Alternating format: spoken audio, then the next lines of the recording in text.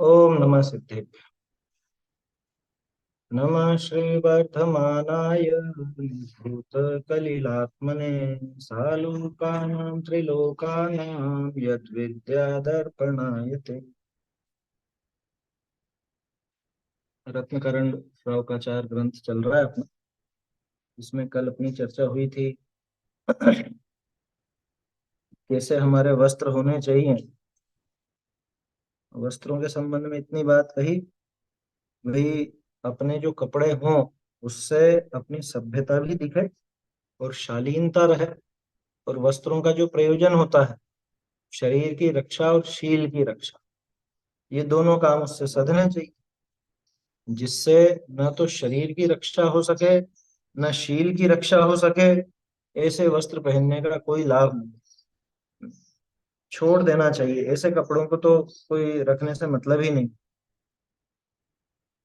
देखिए, ये हो गया था अपना नीच कर्मों में प्रवृत्ति रखना इंद्रियों के विषयों की लालसा से ही होती है। यहाँ तक की बात हुई थी, इसके आगे का अपने को पढ़ना है।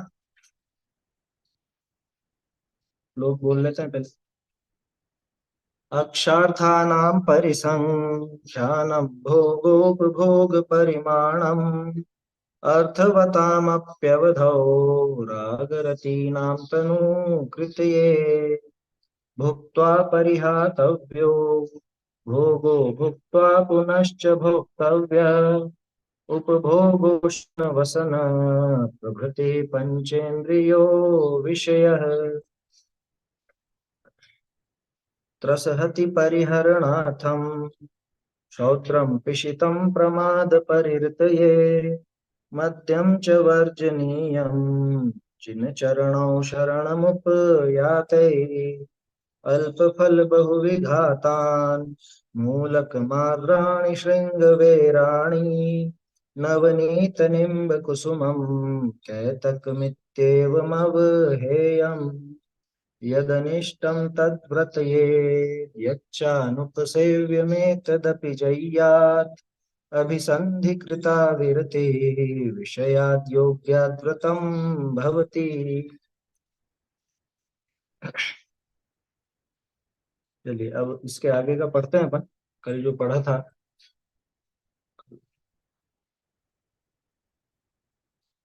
ढूंढारी से देखते हैं।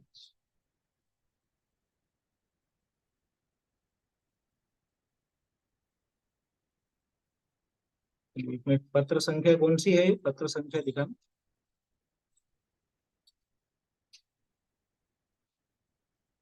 इसके ऊपर वाले में दिखेगी।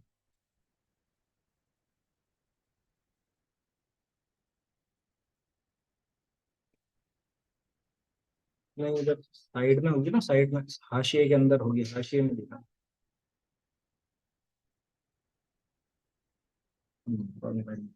ठीक है।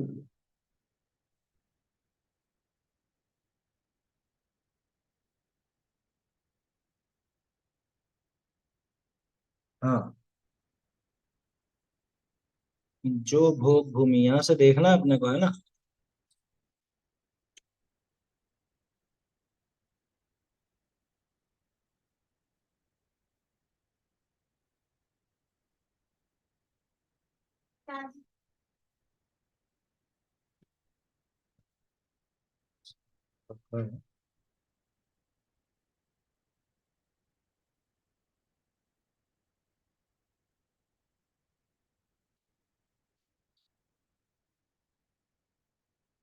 और देखो, यहाँ से। हाँ ठीक है, हाशिए में। और देखो, अनेक भोग भूमि के और देवलोक के भोगनिते तृप्तता नहीं भई। अब एक किंचित जिह्वा का स्पर्श मात्र का स्वाद अति अल्प काल में है।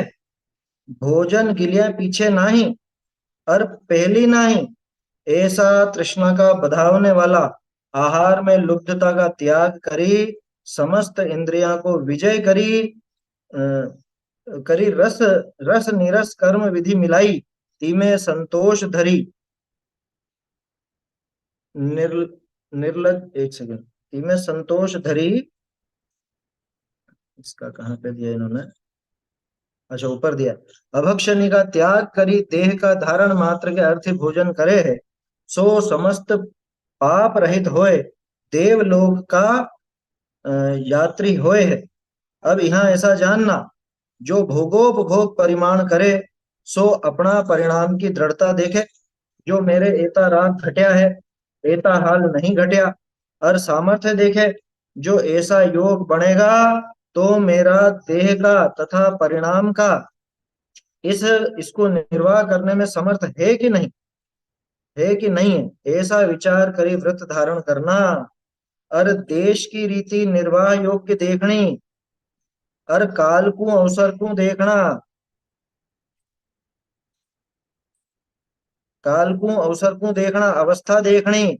अपना को सहाय है कि त्याग व्रत के बिगाड़ने वाले हैं, ऐसा ही विचार करना।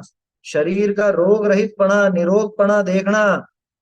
भोजनादिक मिलने का नहीं मिलने का संयोग देखना, तथा भोजनादिक मेरे अधीन है कि पराधीन है, ऐसे त्याग व्रत तय हमारे तथा स्त्री पुत्र स्वामी इत्यादि के परिणाम में संक्लेश होएगा कि संक्लेश नहीं होएगा। अपना स्वाधीनपणा पराधीनपणा जानी, जैसे परिणामनि की उज्ज्वलता सहित व्रत का निर्वाह होए, तैसे नियम रूप त्याग करो। तथा यम कहिए यावत जीव त्याग करो, केतेक तो यावत जीव ही त्यागने योग्य है।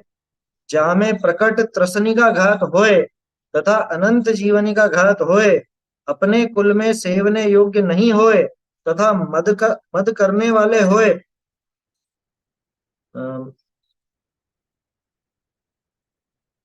इसको एक काम करते हैं अपन,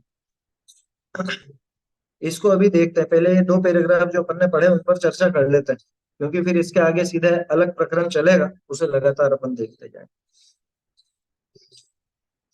देखिए क्या कहा पहले तो, भाई विचार कर देखो, भोग भूमि में, भोग भूमि के तथा देवलोक के नाना प्रकार के भोगों से भी जब तृप्ति नहीं हुई, तो ये थोड़ी सी जिह्वा का स्पर्श मात्र का स्वाद, इनसे क्या तृप्ति होगी? अच्छा, और दोनों में तुलना करके देखो, भोग भूमि में पल्लियों की आयु है ना, और देवों में सागरों की आयु, उसमें भी जब तृप्त नहीं हुआ, तो ये तो थोड़ी देर का स्वाद है। जिस स्वाद के पीछे इतना पागल होता है, और जिस स्वाद के पीछे ये भक्ष भक्ष का तो छोड़ो, जीव और जीवों के घात या घात नहीं होने का भी विचार नहीं करता, इसको हिंसा अहिंसा भी समझ में नहीं आती खाने के पीछे, तो वो क्या सुख दे देगा इसको? वो जो रसना इंद्री का जरा सा विषय है, कितनी देर का। भोग भूमि में तो पल्लियों की आयु, वहां पे तो आप कितने दिनों तक भोगो, और स्वर्ग में भी लंबे समय तक भोगता है। लेकिन मनुष्य पर्याय में ये जो जरा सा इसको मिला है, ये कितने समय का। दूसरी बात, ये जब स्पर्श होता है जीवान का, तभी तक का स्वाद है। जीवान में पीछे की तरफ भी स्वाद नहीं होता, ये पता है आपको? जीवान में स्वाद सिर्फ आगे आगे के हिस्से में होता है, ऐसा ये वैज्ञानिक लोग बताते हैं। आगे आगे जो 1-1.5 इंच की जीवान है ना, 1-1.5 इंच भी ज्यादा हो जाएगा, उतने मात्र में वो स्वाद होता है, पीछे की तरफ स्वाद नहीं होता। तो जब वो स्पर्श होता है, तभी वो स्वाद आता है। वो उस स्पर्श के पहले भी वो स्वाद नहीं, और उस स्पर्श के बाद में भी वो स्वाद, और उसके पीछे व्यर्थ का इतना पाप कमाता है। पाप कमा करके नरक आदि गति में जाता है। तो देखो, जब वहां के भोगों से तृप्ति नहीं हुई, तब ये थोड़ी सी जीवा का स्पर्श मात्र का स्वाद तो बहुत थोड़े समय का है, जरा सी देर गई है। भोजन को निगलने के बाद भी नहीं है, ये बस ये जीभान से नीचे उतरा, उसके बाद तो स्वाद ही नहीं है उसके बाद कोई स्वाद नहीं। ये भी बहुत आगे की बात हो गई। अरे सिर्फ आगे से पीछे हुआ ना, जीवान में पीछे की तरफ गया, तो ही स्वाद खत्म। हाँ, ऐसी कहावत है, घाटी नीचे माटी। क्या? घाटी नीचे माटी मतलब कि बस ये घाटी पार करी भोजन ने, उसके बाद क्या है कि मिट्टी है उसके बाद। घाटी नीचे माटी। तब ये थोड़ा सा जिह्वा का स्पर्श मात्र का स्वाद तो बहुत थोड़े समय का है, भोजन को निगलने के बाद नहीं है, तथा उसके पहले भी नहीं है, उससे तृप्ति कैसे होगी? ये अतिरिक्त लिखा हुआ है इसमें, चाहो तो ब्रैकेट में डाल सकते हो। उससे तृप्ति कैसे होगी? इस प्रकार तृष्णा को बढ़ाने वाली आहार में लुब्धता छोड़कर, है, जिसमें बार बार भोगने की इच्छा हो ऐसा आहार छोड़ करके, और क्या लिखा, सभी इंद्रियों को जीत कर, अरे ये तो अपना आदर्श है क्या, इंद्रियों को जीतना ये तो अपना आदर्श है। वैसे भी जिनेन्द्र भगवान का जो जिन शब्द है वो जीतने के अर्थ में ही आता है, कि किसको जीतना, कि आहार, शरीर, इंद्रिय, कषाय, काय, कर्म, सबको उन्होंने जीता, ऐसे वो जिन है। आहार में लुब्धता छोड़कर, सभी इंद्रियों को जीतकर, रस निरस भोजन की कर्म ने जैसी विधि मिलाई है, जैसे भी कर्म के आधार से अपने को मिल गया ना, साता वेदनी के उदय से जैसा भी भोजन मिला हो, है ना, अब वो भोजन सरस हो या नीरस हो, उससे कोई फर्क नहीं पड़ता, जैसी भी विधि मिल गई, जैसी भी विधि मिलाई है, उसको वैसे ही ग्रहण कर ले, संतोष पूर्वक ग्रहण करे, ज्यादा लिप्सा नहीं करे। बहुत सौ को तो ऐसा ही रहता है कि हमारे तो ये भी नहीं है, उनके यहाँ तो ये चीजें देखो, उनके क्या गजब की चीजें बनती हैं, है? उनके यहाँ तो इतना सुंदर भोजन बनता है, हमारे तो कोई ऐसा बनाते ही नहीं है। उनके यहाँ रोज मिठाइयाँ होती है, अपने तो मिठाई नहीं बन रही है। भैया भोजन में गृद्धता ज्यादा नहीं रखता है, समझ। आगे बहुत बढ़िया बात लिखी है, देह के धारण मात्र के लिए, शरीर के टिकाने के लिए ही आहार होना चाहिए। क्या? शरीर को टिकाने के लिए, जीवान के लिए अगर आहार लोगे तो पाप ही, वैसे शरीर को टिकाने में भी पाप का ही है, लेकिन वहां पे गृद्धता नहीं है, वहां गृद्धता नहीं। और जीवान के स्वाद के लिए जो भोजन है वो सारा तो गृद्धता का सूचक, इसलिए जीवान की गृद्धता तो छोड़ना, आया समझ में? क्या लिखा, उसमें संतोष करके, अभक्ष्यों का त्याग करके, सारे अभक्ष्यों को छोड़े, अभक्ष सेवन करने लायक ही नहीं है, अभक्ष्यों का त्याग करके देह के धारण मात्र के लिए, ये तो मुनिराज की वृत्ति है, मुनिराजों की ऐसी वृत्ति होती है ना, ले तप बढ़ावन हेत, नहीं तन पोषते, शरीर को पोषते नहीं है लेकिन टिकाए रखने के लिए जरूर लेते, क्योंकि ये टिकेगा नहीं तो तप बराबर नहीं हो पाया। ले तप बढ़ावन हेत नहीं तन पोषते, तजी रसन, तीन बातें, मुनिराज के आहार की तीन बातें अगर अपने जीवन में आ जाए अंश मात्र में भी, तो हमारी वृत्ति बहुत कुछ सुधर जाएगी। कि भोजन किस लिए करना, कि शरीर को टिकाए रखें, तब तो अपने जीवन में ज्यादा कुछ होता नहीं है, वो तो मुनिराज के ही होता है। लेकिन शरीर के पोषण के लिए मैं ऐसा ऐसा खाऊं, देखो इतना विचार जरूर करना, क्योंकि गृहस्थ है और भोजन होगा ही होगा, तो भोजन ऐसा रहे कि जिसकी वजह से मुझे बाद में दवाइयां और डॉक्टरों के चक्कर या समझ लीजिए अभक्ष भक्षण नहीं करना पड़े।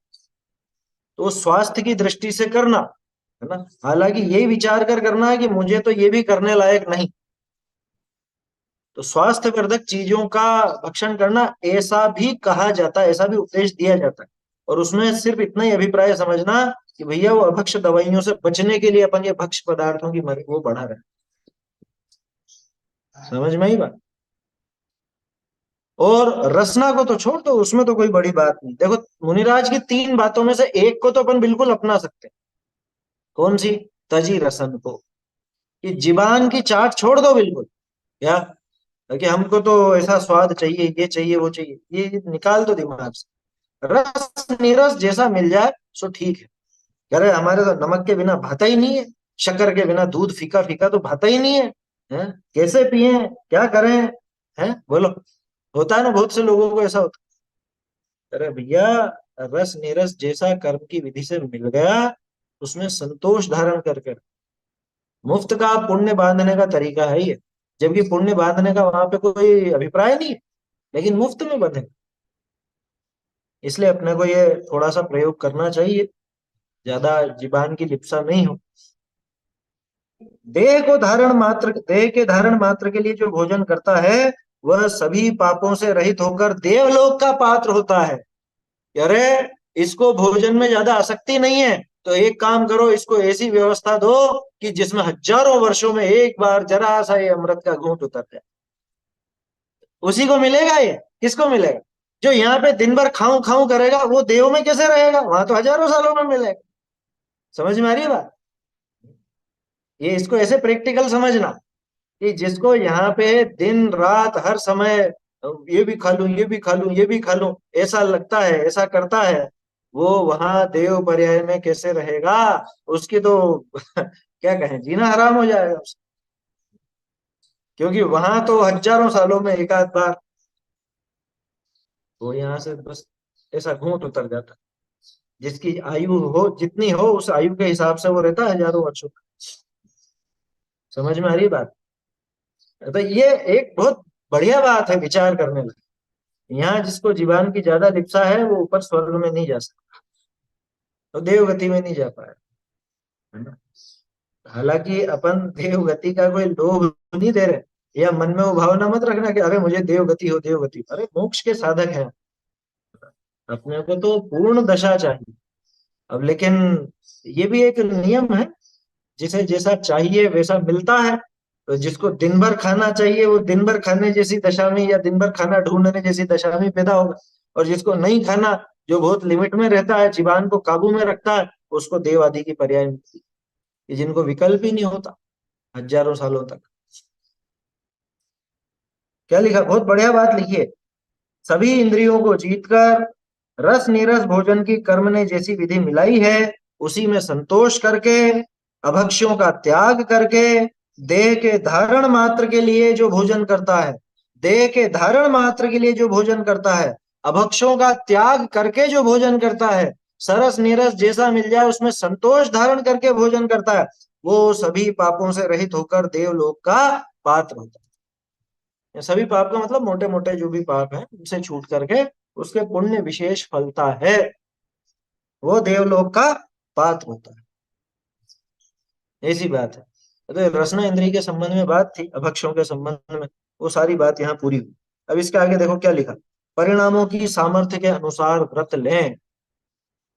ये वही प्रकरण आ गया वापस, अपने जो टोडरमल जी का है ना 239 पेज पर। और यहाँ पे पहले भी देख चुके हैं अपन, इन्होंने भी लिखा था प्रतिज्ञा के संबंध में क्या क्या ध्यान रखना। ये बात पहले भी पढ़ चुके हैं अपन, जो इसमें आ रही है। यहाँ ऐसा जानना कि जो मनुष्य भोगोपभोग परिमाण व्रत ले, क्योंकि प्रकरण वही चल रहा था ना अपना, भोगोपभोग परिमाण का।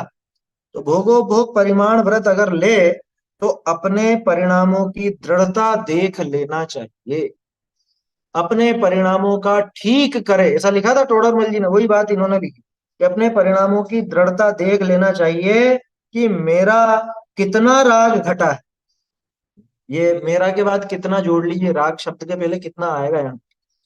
मेरा कितना राग घटा है, कितना राग अभी नहीं घटा। ये परिणामों का अपने को निर्णय खुद को करना पड़ेगा कि मेरे अभी परिणामों में राग की कितनी घटोतरी हुई है, और कितना राग अभी बाकी है। उस अनुसार ही ये प्रतिज्ञा आदि के बारे में सोचना चाहिए।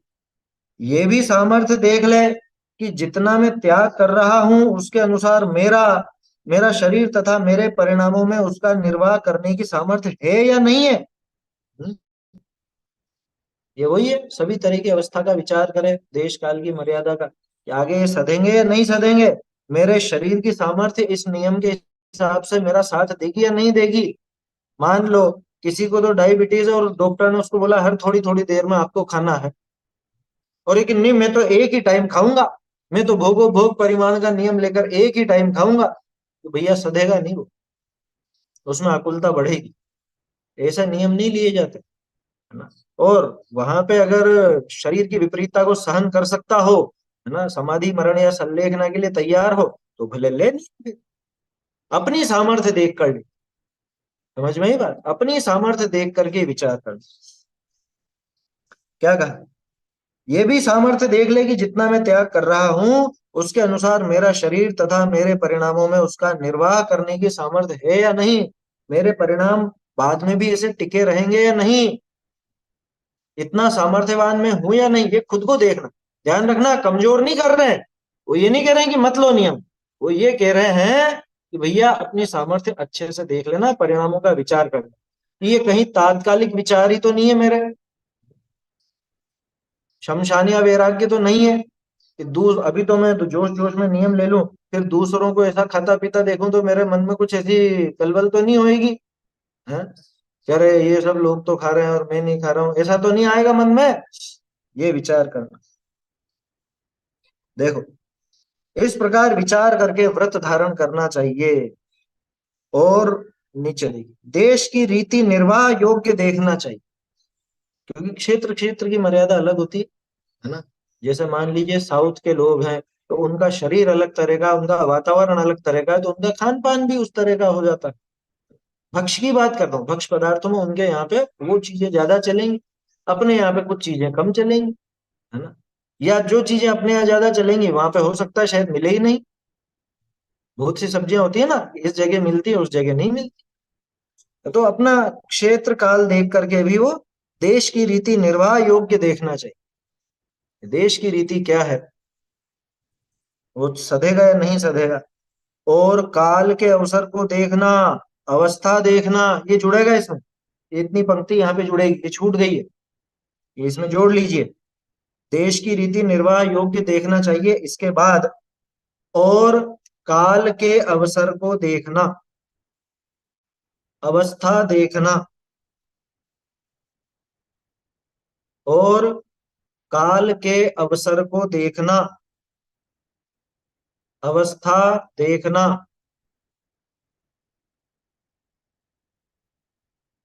ठीक है ना, और काल के अवसर को देखना, अवस्था देखना, ये सब भी देखना चाहिए। हालांकि ये सारी बात पहले आ चुकी है, इसलिए ज्यादा विस्तार की आवश्यकता नहीं। और मोक्षों प्रकाशक में तो आएगी सही, वहीं से निकली है असल में तो। टोडरमल जी ने जो लिखा है उसी को समझ करके सदाशिव जी ने आगे और थोड़ा सा उसको बढ़ाया। काल का अवसर कैसा? काल का अवसर ऐसा है कि समझ लीजिए, जैसे अभी उदाहरण के तौर पे, हाँ, बहुत बड़े उदाहरण है, वो कोरोना काल का, मतलब ये तो सदियों में एक उदाहरण आते हैं इस तरह के। क्या, अब वो उस टाइम पर मेरे तो नियम है साहब, मैं तो रोज मंदिर जाऊंगा, मंदिर जाए बिना मैं तो कुछ भी नहीं करूंगा, खाऊंगा पीऊंगा नहीं, ऐसा नियम ले लिया जोश जोश में। अब उधर जब लॉकडाउन लगा, फिर देखो उसमें दोनों बातें आ गई, देश की रीति निर्वाह योग्य नियम लेना। अब वो देश की रीति उस समय क्या थी कि भैया सब घर में रहो, ये देश की रीति थी। क्षेत्र का, ये क्षेत्र का और काल का दोनों का तकाजा था कि उस समय आपको घर से बाहर नहीं घूमना फिरना चाहिए, बीमारी बढ़ रही है, बीमारी फैलाने में आप मदद मत कीजिए, बीमारी घटाने में मदद की। तो काल का भी अवसर देखना, है ना, सर्दी गर्मी बारिश। अब गर्मी में नियम ले ले कि मैं तो सिर्फ एक ही बार पानी पीऊंगा, और वो दिन भर फिर प्यासा रहता है और फिर गला सूखता और हालत खराब होती है, कि नसें सूख रही हैं और खून भी ऐसा हो रहा है, डॉक्टरों ने खूब पानी का बोला लेकिन इसने नियम ले। तो काल देख करके भी वो उपाय करना चाहिए। देखो पहले भी शायद मैंने आप लोगों को बताया होगा, धवला जी में दो तीन जगह पे ऐसे प्रकरण है। क्या, कुछ तिथियां दी है विशेष, इन तिथियों में उपवास आदि नहीं करना। वो तिथियां क्यों दी? वो तिथियां इसलिए दी, जैसे जेठ के महीने की कोई तिथि है, तो भयंकर गर्मी है या कुछ विशेष ऐसा उस समय रोहिणी तप रही हो, आया समझ में? तो ऐसे कई बार ऐसी परिस्थितियां होती हैं, कुछ विशेष तिथियों में कुछ विशेष ऐसे अवसर बनते हैं जब बहुत तेज सर्दी या बहुत तेज गर्मी होती है ना, उस समय होती है, तो आचार्यों ने वो देख करके निर्देश दिए कि भैया इस समय अपने को अ, उपवास आदि या जो भी विशेष तप है वो नहीं करना है, जो भी है। तो वो नियम इस तरह से लेने चाहिए। क्या, काल के अवसर को देखना, अवस्था देखना, ये भी है बात। अपना कोई सहायक है या कि त्याग व्रत को बिगाड़ने वाला है, ऐसा भी विचार कर लेना चाहिए। भाई घर वाले मेरी सहायता करेंगे या नहीं? मान लो एक व्यक्ति ने दुकान खोली, ठीक है ना, अब वो दुकान पे अकेला बैठता, कोई सहायक नहीं है, घर में कोई भाई बंधु भी नहीं है, या समझ लो बच्चे बच्चे तो छोटे हैं अभी, अब वो अकेला ही बैठता है वहां पे, और कुछ ऐसे अटपटे से नियम ले ले हुए, जिसमें फिर उसको किसी ना किसी की तो सहायता लगेगी। अब वो सहायता नहीं लगे तो फिर क्या करेगा?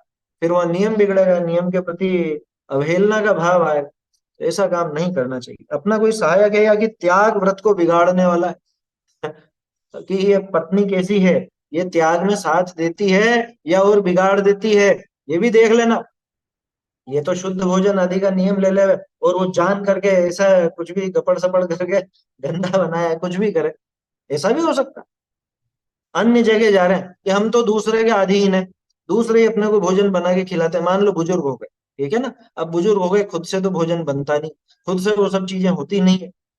अब घर में बहू है, बेटी है, बेटा है, जो भी है ना, ये अपने उस नियम को बराबर साथ पाएंगे या नहीं, ये उसमें साथ देंगे या उसको बिगाड़ने वाले हैं, ये भी देख लेना चाहिए। मतलब नियम लेने के पहले ये सब सावधानी जरूरी है। भाई अभी मैं स्वस्थ हूँ, युवा हूँ, अपने हाथ से कुछ भी काम कर सकता हूँ, तो मुझे क्या लगता है कि मैं ऐसा ही रहूंगा हमेशा? अरे भाई, बुढ़ापा आने के बाद तो दशा बदलेगी ना। जब दूसरों के आश्रित होगे तब क्या करोगे? जब हाथ पैर काम नहीं करेंगे तब क्या करोगे? ये सारी बातों पर गंभीरता से विचार करके फिर नियम लेना चाहिए। आया समझ? ऐसा भी विचार कर लेना चाहिए, अपने शरीर का निरोगपना देखना चाहिए। ये बात आई ना, कि अभी तो मैं निरोगी हूं तो मैंने ले लिया नियम। अब मान लो कल से ही कोई ऐसी चोट लगी या कुछ भी हो गया, स्लिप डिस्क हो गया, पलंग पे पड़े हैं, अब दूसरे ही बना रहे हैं, दूसरे ही खिला रहे हैं और सब हो रहा है, क्या करोगे? कैसा नियम रहा? देखो, एक तो बहुत से लोगों की ऐसी आदत होती है, कोई बेचारा जो मरने वाला हो या ऐसा, तो जबरदस्ती नियम लो, नियम लो, नियम लो। अरे उससे सधेगा या नहीं सधेगा ये भी तो देखो। और इसमें बड़ा बड़प्पन समझते हैं कि हमने नियम दिला दिया उनको। वहां पे उनको कि हमने तो नियम दिला दिया, ऐसा उनको खुद का बड़प्पन लगता है कि हमने बहुत ऊंचा काम। इसलिए बहुत सावधानी पूर्वक नियम लेने के लायक। और कोई जरूरी नहीं कि आप पूरे जीवन भर का एक साथ ले लो नियम, ये चर्चा पहले भी की है पर आप थोड़े थोड़े दिनों के नियम ले सकते हो, महीने भर का ले सकते हो, 2 महीने का ले सकते हो, 15 दिन का ले सकते हो, हफ्ते भर का ले सकते हो। और सबसे बढ़िया बताऊं, रोज का रोज लो, अपनी दशा देखकर। आज मैं स्वस्थ हूं, मुझे कोई ऐसी जरूरत नहीं लग रही है, तो आज का तो मैं नियम लेता हूँ। ऐसे नियम लिए जा सकते हैं और वो सद भी सकते हैं आसानी से। और फिर विशेष, जिसकी थोड़ी सी समझ लो ज्यादा शक्ति बढ़ जाए, ज्यादा सामर्थ्य बढ़ जाए, तो उसके बाद में फिर वो बढ़ाता जाए उसको, कि अब मैं हफ्ते भर का लिया करूंगा या 2 दिन का, 4 दिन का, ऐसे बढ़ा सकता है। पद्धति यही है देखो। हालांकि बड़ा नियम तो आजीवन का ही है, लेकिन उतनी खुद में दृढ़ता दिखे तो वो लेना, उतनी दृढ़ता नहीं दिखे, मजबूरी नजर आती हो तो मत लेना। देखो, अपने शरीर का निरोगपना देखना चाहिए, भोजन आदि मिलने या न मिलने का संयोग देखना चाहिए, मुझे भोजन मिलेगा भी या नहीं मिलेगा, शुद्ध भोजन मिल भी सकता है या नहीं, या मुझे दूसरों के भरोसे, जैसे मान लो कोई अपनी संस्था हो, और बहुत से लोग तो संस्था में ही भोजन करते हैं, तो वो संस्था में भोजन बनाने वाला कितनी शुद्धता रख पाएगा, कितनी नहीं रख पाएगा, और नियम उसी ढंग का लेना। भोजन मेरे अधीन है या पराधीन है, ये भी देखना चाहिए। मैं खुद भोजन बना सकता हूँ, खा सकता हूँ, या कोई दूसरे से बनवाता हूँ, या कोई दूसरा मुझे खिलाता है, ये भी अपने को देखना चाहिए। मेरे द्वारा इन व्रतों को ले लेने पर हमारे तथा स्त्री पुरुष, इसके आगे पुत्र भी जोड़िएगा, पुत्र शब्द छूट गया यहाँ, हमारे तथा स्त्री पुरुष पुत्र माता पिता स्वामी इत्यादि के परिणामों में संक्लेश होगा या नहीं होगा, ये भी विचार करना। कि मैंने तो ऐसा नियम ले लिया कि मुझे तो अब कोई ऐसी चीज, बहुत से लोगों के ऐसे अटपटे नियम रहते हैं क्या, कि हम तो सिर्फ नारियल पानी पियेंगे और कुछ नहीं पिएंगे। क्या? पानी वानी कुछ नहीं लेते हैं, सिर्फ नारियल पानी लेते हैं, ऐसा नियम? ऐसा सुना है मैंने बहुत समय बाद। पहली बात तो नारियल पानी अभक्ष है, ये पहले अपन चर्चा कर चुके हैं, अभी वो बात अपने को दोहरानी नहीं है ना। दूसरी बात, अब तुमने तो ले लिया नियम, और जोश जोश में किसी और को देख करके खुद ऐसे गांव में बैठे और वहां पे नियम ले लिया जहां पर नारियल पानी मिलता नहीं। अब घर वाला परेशान, वो माता पिता भाई बहन जो भी हैं, या पत्नी या पति या बच्चे, वो परेशान कि अब इनके लिए रोज वहां जाओ, शहर से लेकर के आओ नारियल पानी, यहाँ नहीं मिल रहा वहां से लाओ। ऐसे ऊट पटांग नियम नहीं लेने भैया, दूसरों को संकलेश हो, है ना, तो ऐसा काम नहीं करना। खुद के परिणामों में संकलेश होगा या नहीं होगा, ये भी विचार कर ले। जैसे मान लो मैंने तो मौन का नियम ले लिया, 7 दिन तक मैं मौन रहूंगा, और मेरी तो आदत है घर पे पूरा कमांड रखने की। क्या? अब घर वाले अगर विपरीत चलेंगे तो मैं तो अंदर कुलबुल कुलबुल कर रहा है, आया समझ? और ऊपर से कि नियम है मेरा तो मौन का भी। अरे भैया सब चीजें देखना, कुल मिला के प्रतिज्ञा लेने की मना नहीं, लेकिन प्रतिज्ञा कैसे करनी ये समझना बहुत जरूरी है। अपना स्वाधीनपना पराधीनपना, हाँ एक चीज और छूट गई इसमें, स्वामी जो नौकरी करता है उसको भी विचार करना चाहिए। नौकरी करने वालों को ये विशेष विचार भी करना है कि कहीं मेरी नौकरी में इसकी वजह से कोई अनीति तो नहीं होगी। समझ में आ रही बात? कि नहीं साहब मैं तो ये इस टाइम पे छोड़ के जाऊंगा, अगर वो पहले ही बता करके नौकरी करे या जो भी अपनी शर्तें हैं वो सामने वाले को पहले ही रखे तो उचित है, फिर तो कोई दिक्कत नहीं। लेकिन ये अपना नियम साधने के लिए उस मालिक को कष्ट पहुंचा करके ऐसी नौकरी करे, वो उचित नहीं। मतलब कुल मिला के ये सारी चीजें अपने को देखनी है। हम पर क्या असर हो रहा है, हमारे परिवार वालों पर क्या असर हो रहा है, और दूसरों पर क्या असर है, वो उसमें सहयोग कर पाएंगे या वो विरोध करेंगे, उसमें सहायता करेंगे या बाधक होंगे। अपना स्वाधीनपना पराधीनपना जानकर जिस प्रकार परिणामों की उज्ज्वलता सहित व्रत का निर्वाह हो, उस प्रकार नियम रूप त्याग करना चाहिए। थोड़ा जी ने कितना बढ़िया लिखा था इसमें कि परिणाम बढ़ते रहे, परिणामों में अनादर का भाव ना आए, व्रत के प्रति शिथिलता ना आए, परिणाम उछलते हुए होने चाहिए, उत्साह बढ़ता रहना चाहिए उस व्रत के प्रति, ऐसा हो। तो परिणामों की उज्ज्वलता सहित संक्लेश पने रहित और परिणामों की उज्ज्वलता सहित व्रत का निर्वाह हो, उस प्रकार नियम रूप त्याग करना चाहिए। इस तरह से वो त्याग होता है। चलिए अब आगे इसमें देखते हैं अपन। यावत जीवन त्याग नहीं योग, ये ढूंढारी से पढ़ना है अपने।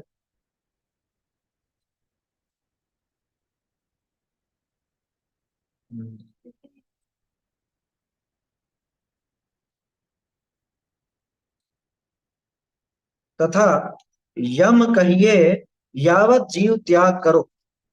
यम शब्द का अर्थ अगले श्लोक में आने वाला है, वैसे फिर भी इन्होंने यहाँ पे जिक्र कर दिया। यम किसको कहा? यावत जीवन जो त्याग होता है उसको यम कहा जाता है। जहां में प्रकट त्रसनी का, एक सेकंड, त्याग करो कहते तो यावत जीव ही त्यागने योग्य हैं। कुछ चीजें तो ऐसी हैं जिनका तो आजीवन नियम ले लेना चाहिए। देखो अभी अपन ने जो बात की ना कि ये सारी अवस्थाएं देखना, सब चीजें देख करके करना, वो यम के लिए नहीं थी, वो नियम के लिए थी, है ना। और कुछ यम के लिए भी थी, लेकिन वो उन चीजों के लिए थी जिनका आप यम नियम कुछ भी करो, आगे बढ़ने के लिए करो। और ये जो बात आ रही है कि कुछ चीजें तो ऐसी होती हैं कि जो यावत जीव ही त्यागने योग्य हैं, यानी आजीवन छोड़ने लायक हैं।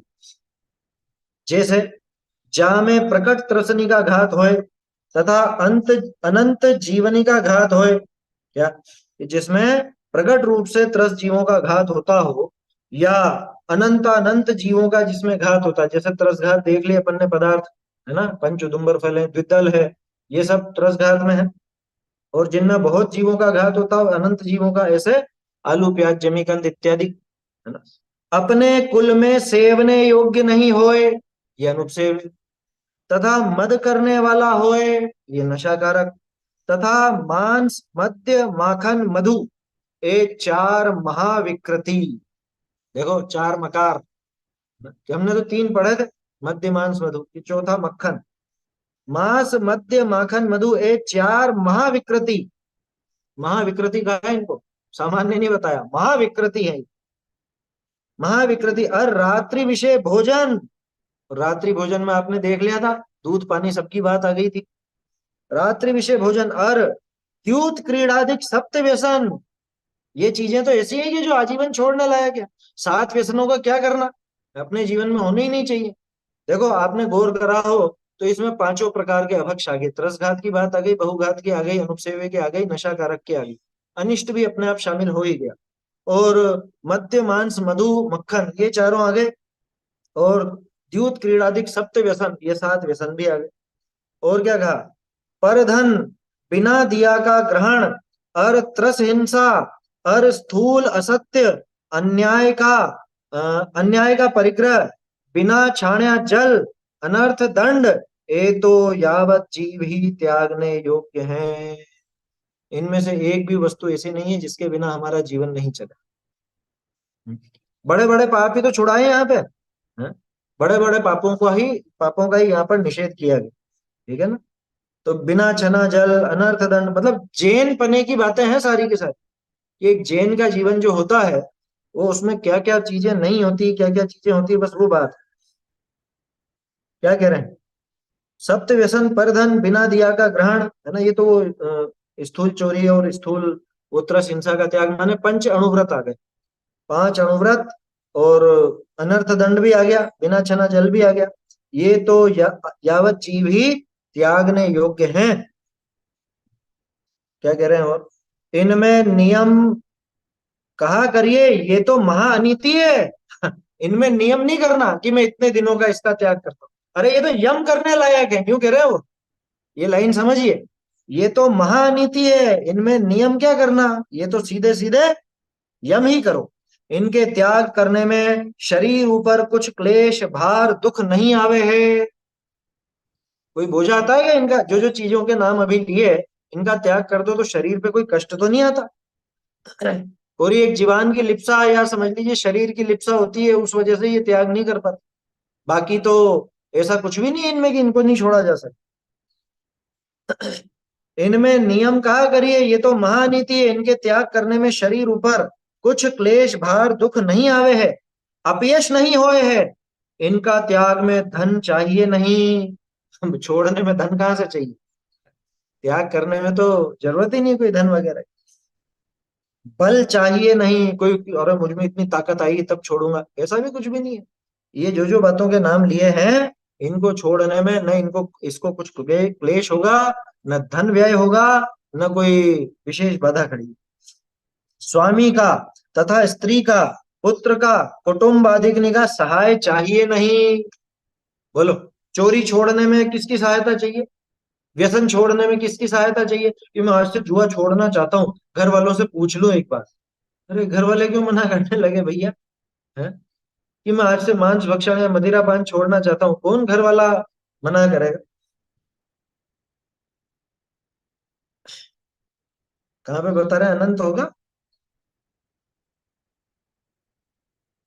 अच्छा।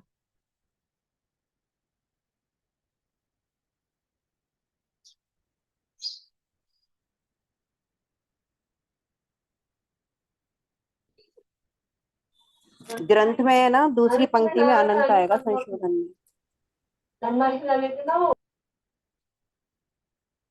प्रकट त्रस्त जीवों का घात होता हो, अनंत जीवों का घात होता हो, लिखा तो है अनंत जीवों का घात, अनंत त्रस्त जीवों का।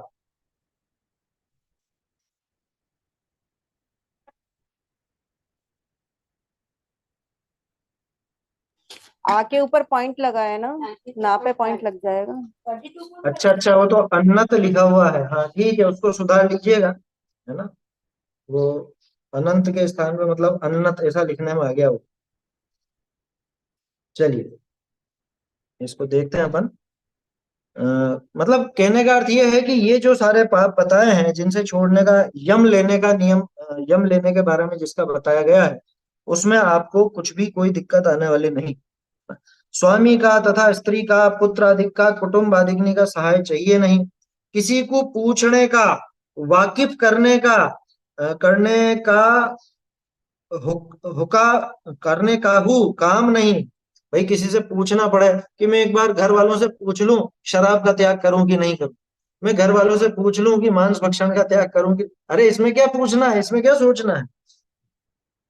ये जितने भी नाम आए, ये पैराग्राफ काम का, या यावत जीवन त्याग करने योग्य। ये पैराग्राफ पढ़ करके अपने जीवन में जो जो छोड़ सक, जो जो क्या, इसमें तो सारे ही छोड़ने लायक, सारे ही जो छोड़ने लायक है आजीवन, उनको छोड़ देना चाहिए। आया समझ में? क्या कह रहे हैं? अपने परिणाम ही के अधीन है, को प्रकार इनका त्याग में शीत उष्ण क्षुधा त्रसादिक की बाधा पीड़ा भोगनी पड़े नहीं। है? क्योंकि मैं जुआ नहीं खेलूंगा तो ठंड ज्यादा लग जाएगी, ऐसा है क्या? है? या मैं शराब नहीं पीऊंगा तो गर्मी ज्यादा लगेगी, ऐसा कुछ भी नहीं है। या और जो भी रात्रि भोजन नहीं करूंगा तो ऐसा ऐसा हो जाएगा, ये बीमारी हो जाएगी, ऐसी तो कोई बात इनमें है नहीं। स्वाधीन है परिणाम में देह में सुख करने वाला है। अरे तुम कह रहे हो कि आकुलता तो नहीं होगी, बल्कि इनका नियम करने से, इनका यावत जीवन त्याग करने से तो उल्टा सुख होगा। जाते हैं दुर्लभ सामग्री, दुर्लभ सामग्री पाए, भोगोपभोग का परिमाण करना श्रेष्ठ है। अब दुर्लभ सामग्री क्या है? ये मनुष्य जन्म, जैन कुल, जिन धर्म, ये दुर्लभ सामग्री मिल गई अपने को। तो ये अपने को निश्चित रूप से ये नियम करना योग्य है ना। अभी यहीं तक रखते हैं आज अपन। अ, फिर आगे की चर्चा इसके आगे कल करेंगे। बढ़िया प्रकरण है ये। और धैर्य धारण करके और पूरी बुद्धि लगाकर हमको समझना चाहिए कि क्या मेरे काम का है, क्या मेरे काम का नहीं है, किससे मुझे और बाधा खड़ी होती है, या ये मेरे जीवन में कोई दिक्कत नहीं देगा। ये सारी बातें जान करके जो अनुचित है अपने जीवन में, उनका तो त्याग जल्द से जल्द कर देना चाहिए। चैतन्य का स्मरण प्रतिक्षण ही करो रे, भव के अनंत दुख को क्षण में हरो रे, अक्षय अनंत निज सौख्य निधान पाओ, गाओ अरे नित्य इसी के गीत गाओ। धन्य धन्य है घड़ी आज की जिन धुनि श्रवण परी, धन्य धन्य है घड़ी आज की जिन धुनि श्रवण परी, तत्व प्रतीत भई अब मेरे मिथ्या दृष्टि टरी। धन्य धन्य है घड़ी आज की जिन धुनि श्रवण परी, जड़ते भिन्न लखी चिन्मूर्ति चेतन स्वरस भरी, जड़ते भिन्न लखी चिन्मूर्ति चेतन स्वरस भरी, अहंकार ममकार बुद्धि पुनि पर में सब परिहरी। धन्य धन्य है कबीराज की जिन धुनि श्रवण परी, पाप पुण्य विधि बंध अवस्था भासी अति दुख भरी, पाप पुण्य विधि बंध अवस्था भासी अति दुख भरी, वीत राग विज्ञान भाव में परिणति अति विस्तरी। पुण्य है घड़ी आज की जिन धुनि श्रवण परी, चाह राह विनसी बरसी पुनि समता मेघ झरी, चाह राह विनसी बरसी पुनि समता मेघ झरी, बाढ़ी प्रीति निराकुल पद सो भाग जंत हमारी। धन्य है घड़ी आज की जिन धुनि श्रवण परी, धन्य धन्य है घड़ी आज की जिन धुनि श्रवण परी।